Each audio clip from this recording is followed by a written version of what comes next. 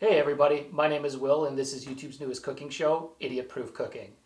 I guess that would make me the aforementioned idiot cook. You should have put more time into that name. Anyways, to start things off, we're going to cook a Chicago deep dish pizza. Now the original recipe comes from Binging with Babish, but I've tweaked it to my own taste and I think you'll like what we've done. So this pizza takes a lot of flack from pizza purists. You'll get a lot of dumbass comments like, that's a casserole, that's a lasagna. And honestly, we get it. You're a snob. But without any further ado, let's get into it. Let's cook this pie.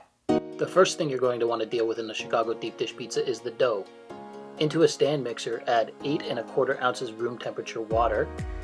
Next in is 2 1/4 teaspoons of dry active yeast, or 1 package. Finally, 1 teaspoon of sugar to feed the yeast and get it blooming. Next up is the dry stuff. You'll need 12 1/2 ounces of all-purpose flour, 2 1/2 ounces of cornmeal, 1 1/2 teaspoons of kosher salt. Add the cornmeal in with the all-purpose flour along with the kosher salt, and add in 1/8 teaspoon of cream of tartar. Whisk together until they're nice and combined. Here's a close-up shot of the yeast. As you can see, it's starting to bubble up and foam. This is when you know it's blooming. Let this sit for about 10 minutes and then it's good to go. Okay, back to the dry stuff. Take your powdered mixture and pour it into the bowl with the yeast, taking extra care not to spill it all over the table. Then you're going to want to add in 1/3 cup olive oil plus 2 additional tablespoons. Now I'm using olive oil, however you can use vegetable oil if you want. I just prefer olive oil. Pretty straightforward from here. Attach your dough hook and get to mixing. You're going to want to mix it on a low speed for about 2 to 3 minutes until the walls of the bowl are nice and clean. You may have to take a spatula and scrape down along the side a couple times. After about 2 to 3 minutes, you're going to want to run it on a medium-high speed for 5 to 6 minutes. Once it's done mixing, take it out of the bowl, and it may come out a little gooey, but that's okay. That's easily corrected. If your dough came out a little wet, lay down some flour on your table and turn it out onto the flour and knead it for a couple minutes.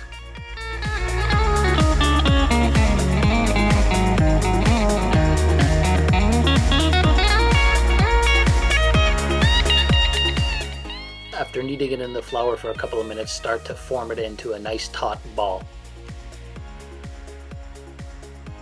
Once the dough is kneaded, grab a large bowl and coat it in olive oil. Grab some paper towel to really make sure you have it coated. After that, cover the dough and allow it to rest for the next 1.5 to 2 hours while it rises. With that 2 hours, you can do whatever you like.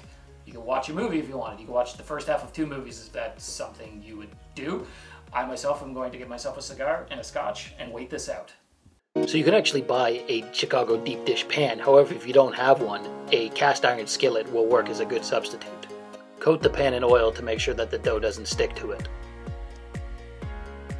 Next, turn the dough out into the pan and give it a little punch. Next, start gently coaxing the dough towards the edges of the pan. You'll notice at first that it's going to fight you and it's not going to want to expand all the way. That's okay. You're going to want to let the dough rest for another 30 minutes or so to allow the glutens to relax. Let's talk pizza sauce. 2 key ingredients in any pizza sauce are onions and garlic. I'm also going to be using bacon in my pizza sauce, so I'll cook that first. I used 1 pack of thick cut bacon cut up into fine chunks. You'll want half of a white onion diced finely.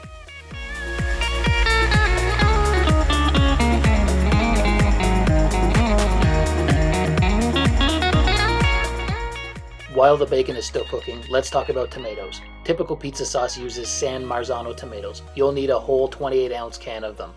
With deep dish pizzas, there will be nice large chunks of tomato left in the sauce, so you'll want to get your hands into the tomatoes and start hand crushing them until they're broken down, but there's still nice pieces of tomatoes left over. Once the bacon's pretty much done cooking, start putting the onions into the saucepan.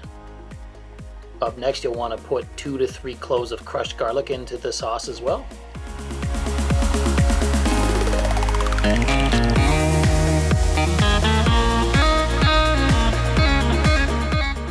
From there, stir for 1 to 2 minutes until the onions start to cook. After the onions have cooked for 2 to 3 minutes, you're going to want to add in 2 to 3 tablespoons of tomato paste and stir that around. Once the onions have cooked for a couple of minutes, it's time to start adding spices into the sauce. Add in a pinch or two of basil as well as oregano and stir that around. Next, throw in a shake or two of crushed red peppers for a little bit of heat, and then a pinch of kosher salt to the sauce as well. Last but not least, add in a teaspoon of sugar, which will help cut down on the acidity of the tomatoes, and stir that all around. From there, you'll want to grab your crushed tomatoes and pour them into the saucepan and mix it together with everything in the pan. Cook the sauce for 30-ish minutes on a medium heat until you cook the raw tomato flavor off and the sauce is thickened up. While we wait for the tomato sauce to finish cooking, let's talk about cheeses and toppings. I'm using deli cheeses, specifically sliced provolone and sliced mozzarella, because they are lower in moisture. And honestly, they're just easier to apply to a deep dish pizza as well. For toppings, I'm using pepperoni, as well as the bacon in the sauce, and green olives. Now, green olives are an uncharacteristic pizza topping, however the saltiness of them is just fantastic in a deep dish pizza. Now that you've given the glutens about half an hour to relax, the dough will be much easier to spread out in the pan. Delicately coax the dough up along the sides of the cast iron skillet until it reaches the top of the pan. Now it's time to start laying cheese out. Start with a base layer of sliced provolone. After the provolone, start adding your layer of mozzarella cheese as well.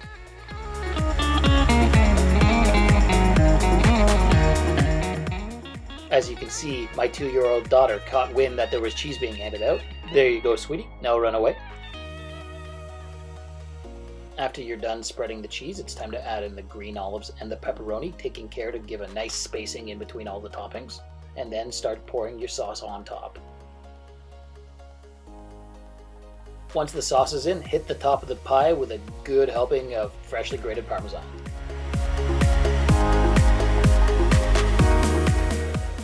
Last but not least, run along the edge of the crust with a nice layer of olive oil and across the sauce as well for good measure.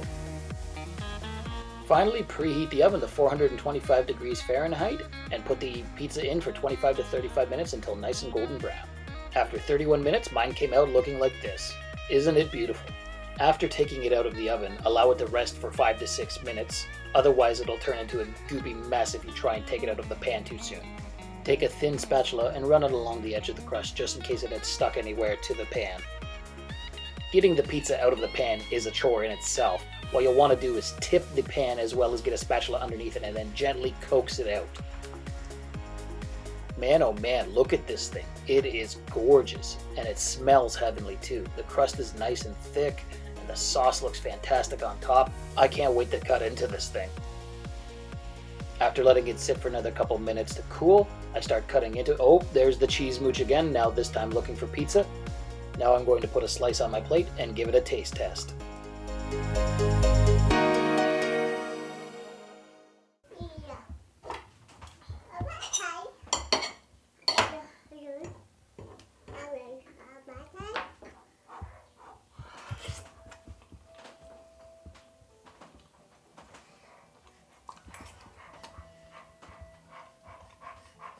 That is good. Oh, that is, oh, just the bacon, the pepperoni, and the green olives.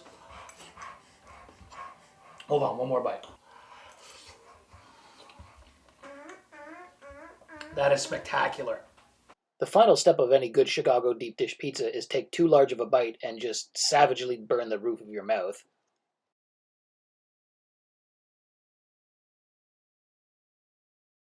The sauce, oh, that bacon in there is just spectacular. And then, like I said before, the green olives and pepperoni is just, it's flavor country.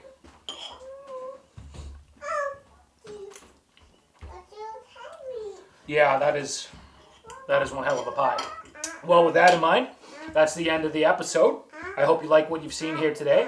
If you'd like, please feel free to hit like and subscribe to my channel. If you're one of those dumbasses who doesn't think that this is pizza, thinks this is a lasagna or a casserole, I don't know, maybe subscribe anyway. I'll find other creative ways to insult you down the road.